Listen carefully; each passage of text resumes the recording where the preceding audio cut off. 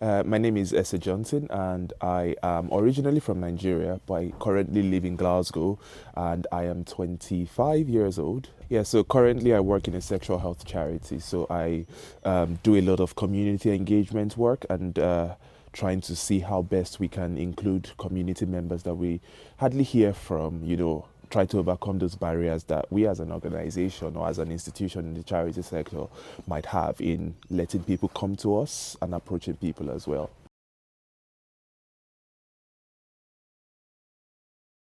Yeah, home for me, I was born and raised in Nigeria. It was quite a mixed experience because I was able to live in a very populated city, but also on the sort of extreme edge of it. So I had sort of the right balance of busy metropolitan city and quiet home life.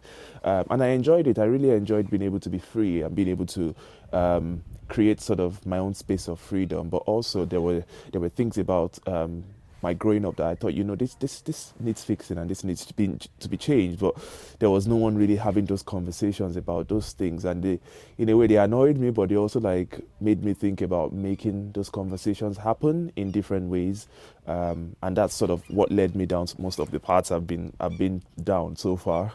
I've always been someone who has needed my dose, like both doses of very busy metropolitan urban city and very rural, because I've grown up having that experience of being able to dip in and out of either, and so it's always got me interested about being able to enjoy both sides equally and not having to only stick to one and not get the advantages and the benefits that the other could offer me.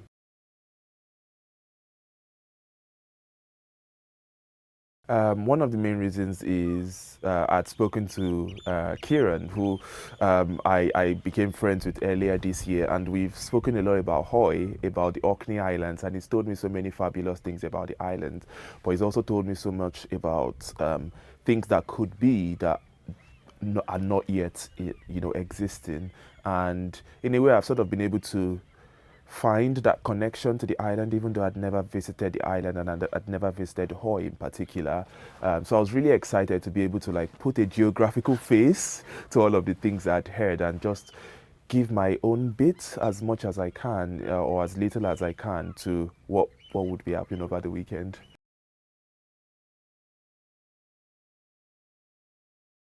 I've always been someone to enjoy like empty but natural spaces. I moved back to Scotland because I wanted the rural, rugged landscape. I wanted to be able to access that quite easily. So I am wowed by how beautiful it is, like looking at hills and looking at blue rolling like seas. It's amazing.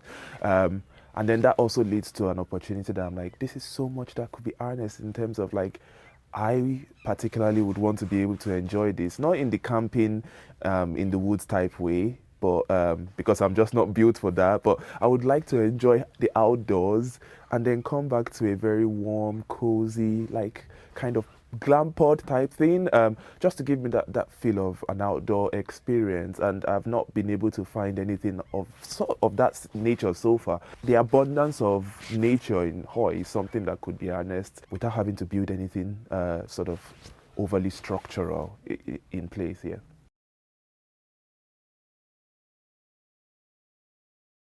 Housing is definitely an important issue in terms of the things you need to bring to be able to build a house on the island, and that makes you think about how do you get like materials and sometimes the labor you might not be able to find on the islands, and it's just a very complicated process. And because it's complicated doesn't mean it shouldn't be talked about, tackled, or that it cannot be solved. And I think community housing is going to be very useful because it's going to reduce the pressure of individually building, which can be most times more expensive than a communal system where everyone either chips into being able to erect a structure by like that they can all inhabit in, or a community in a local area where they can all like invest in their own little spaces. But instead of like having to take on the responsibility by yourself, because it's a daunting process for one person to handle by themselves. We've had so many ideas, but one that really struck me, and I didn't get it immediately until like an hour into thinking about my own ideas was when it struck me was the recycling point, having some of the derelict buildings in Line S being a recycling point. And I was thinking just plastic recycling, but then it occurred to me that there's so much more that recycling is about in terms of the skills that go into woodwork recycling and metalwork recycling and clothing recycling. And I know there's this brand that makes building blocks out of disused clothing and fabric. So recycling in a sense is just a space for that to be able to happen is going to bring an industry boom that is not going to only bring in monetary value but also bring in like value that people don't have to spend expensive amounts of money on getting certain types of clothing or woodwork or furniture or things to just make their homes and their lives much more comfortable. And I thought, you know what, that's a very, very good idea. And it's something everyone can do as a community. And it thrives in other places. It thrives in places like Glasgow Wood Recycling. It currently happens there. It thrives in places like Oxford, because I remember there was another one like that I found out about there. So it's possible. It's definitely possible.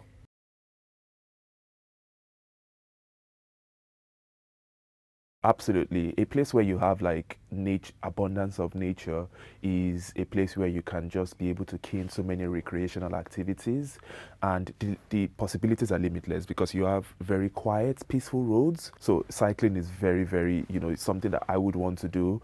But even things like horse riding, things like being able to even zip line, because it's like getting from one mountain to the next mountain without having to climb more than one mountain, because I make it up one and I zip line to the next. It saves me time and energy and it's fun. So there's a lot of recreational activities that can happen here, and I think it's something that we should be thinking about actively.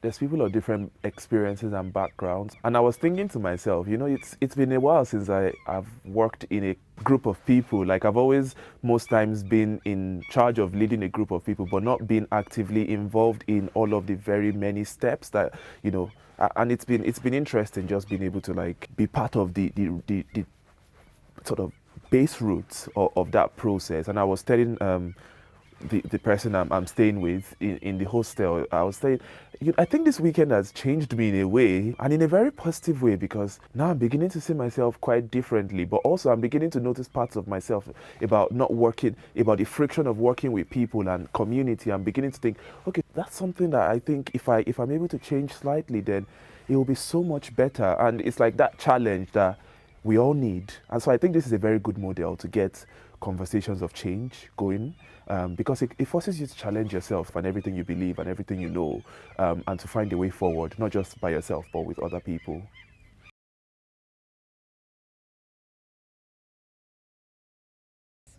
I think it's very important. One of the challenges that young people face is lack of resource. We only have enough money to take care of our basic cost of living. We don't have enough money to go out and do the things that give us life and give us meaning and help us to network in a way that makes change, because we're all trying to survive. And so if funders are able to make such opportunity available to us, we will be glad to take. I know I'm glad to take it. I've been trying to come to Hawaii for so long, and it's either been too expensive to afford at that time, or the timing has not been right. But being able to get to come here and to have this experience and it being fully funded has just been a weight off my shoulder, and I possibly would never have been able to do it if not because of the fact that I could get that opportunity for free without me having to pay. So and that's to the funders who have put in the money to make this happen.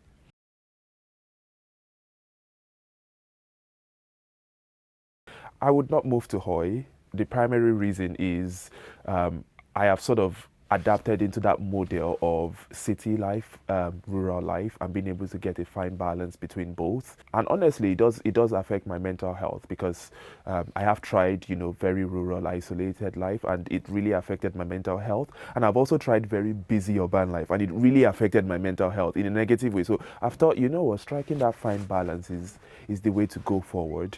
But I will definitely be visiting again so many more times. Yeah.